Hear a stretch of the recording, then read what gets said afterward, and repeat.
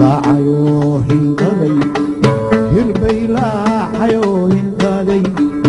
لا حبي بحوهن قضي هدانا ويايوها قضي لا عيوهن قضي هربي لا عيوهن قضي لا حبي بحوهن قضي هدانا ويايوها قضي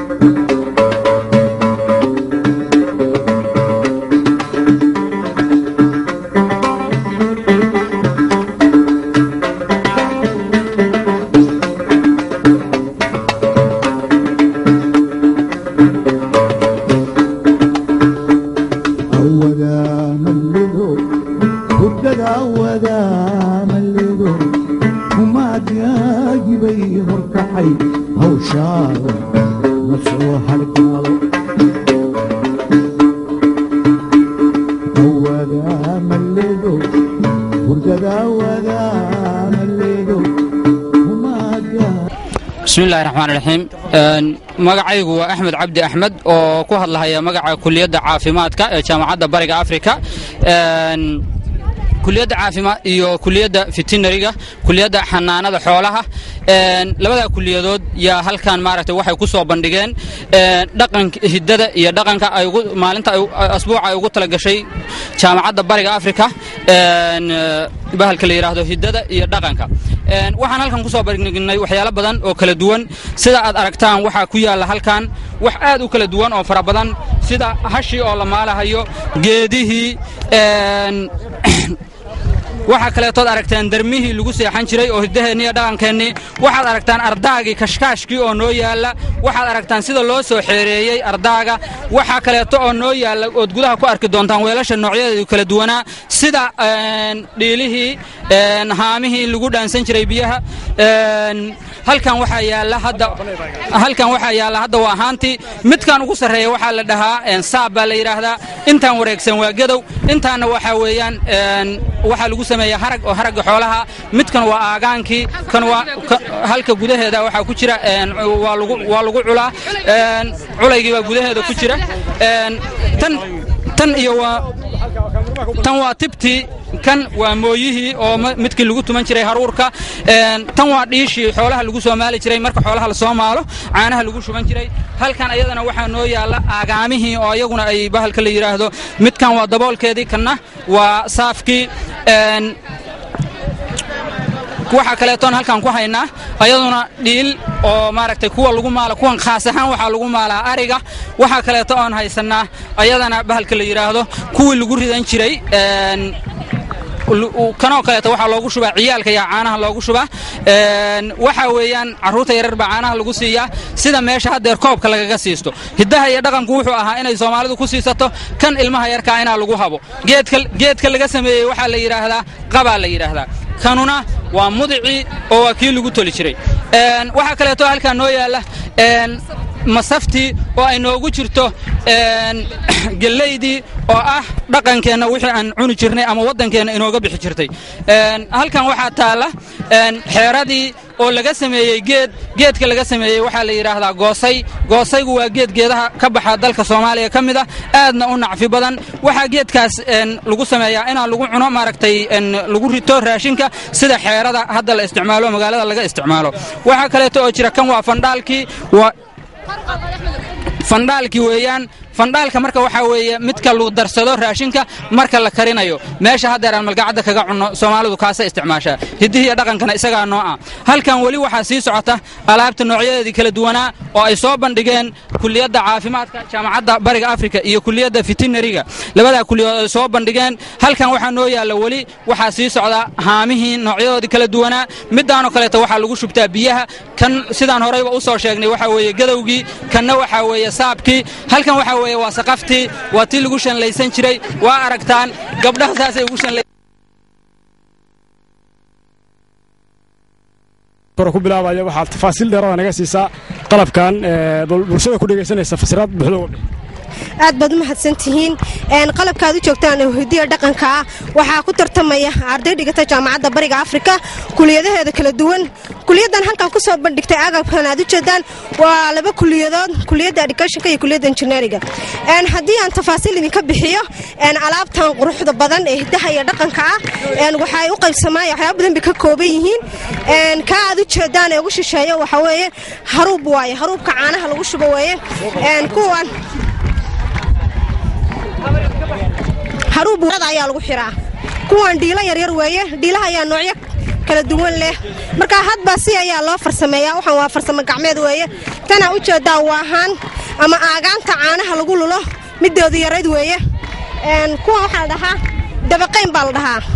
waa u jeedaa waxa ka samaysan yihiin harag iyo cawo ay ka samaysan yihiin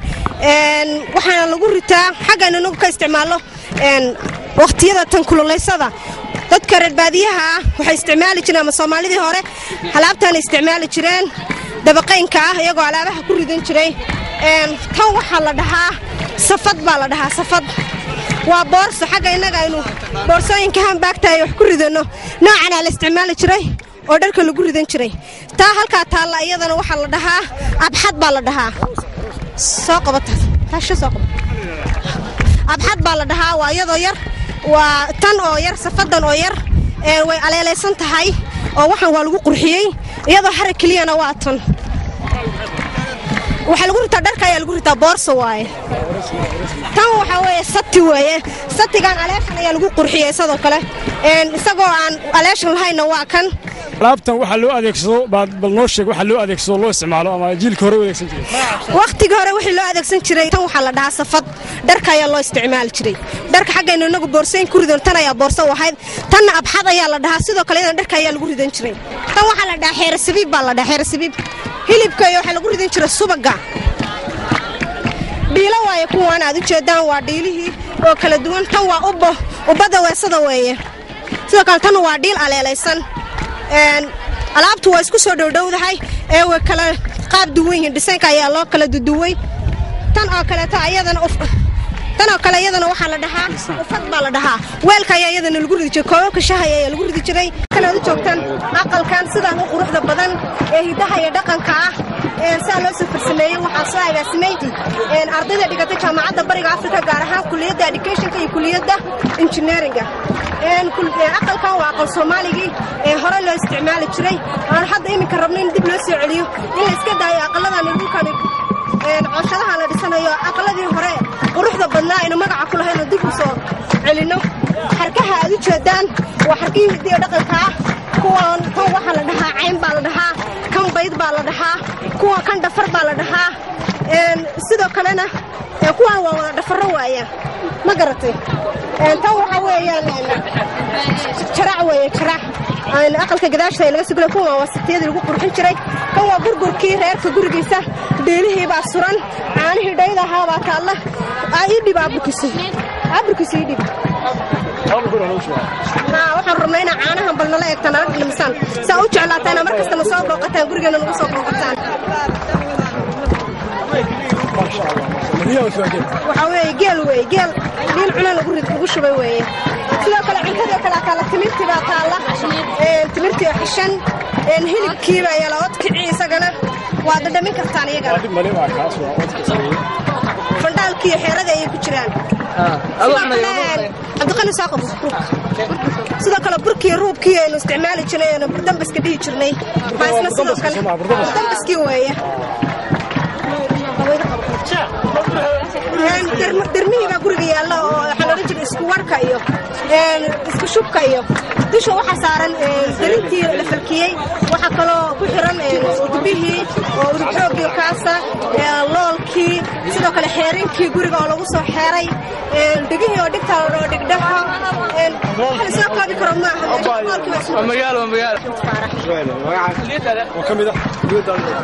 magacaygu waa Nawaal Axmed Faarax oo tartamaysa kulliyadda education-ka iyo kulliyadda engineering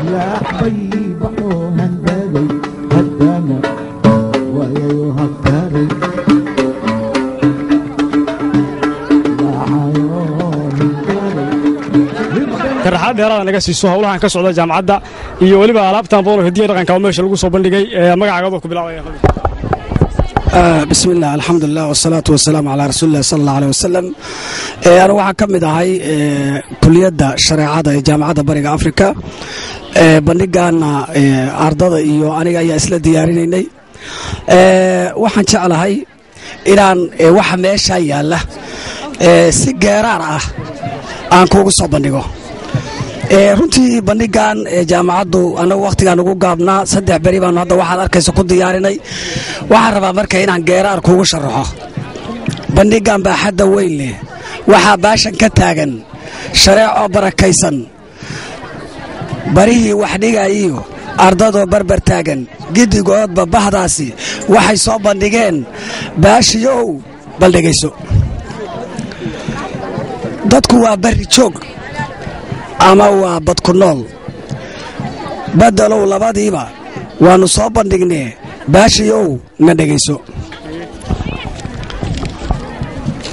baroorow faraskii baydanow ratigii dameer baa la madoobe balligoo ari joogo aqalkan bilicdiisa shareeca ku barayso ishaa looga bogtaaye